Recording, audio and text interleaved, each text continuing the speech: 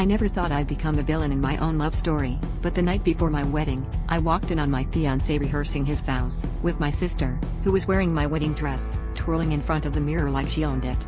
He stood behind her, hands on her waist, whispering the words I'd waited years to hear.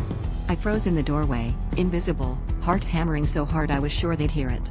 My sister laughed and spun, the dress swirling around her legs. "Do you think she'll cry?"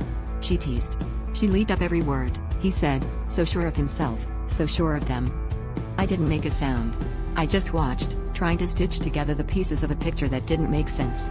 The room reeked of their secrets, her perfume on my dress, his cologne on her skin.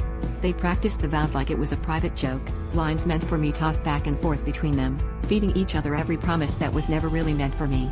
My chest tightened, but I couldn't look away. It was like watching my own life get rewritten in real time.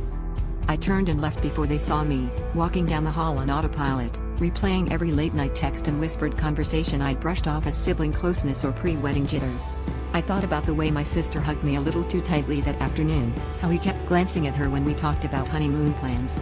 The signs were all there, but I wanted the fairy tale so badly that I ignored the warning bells.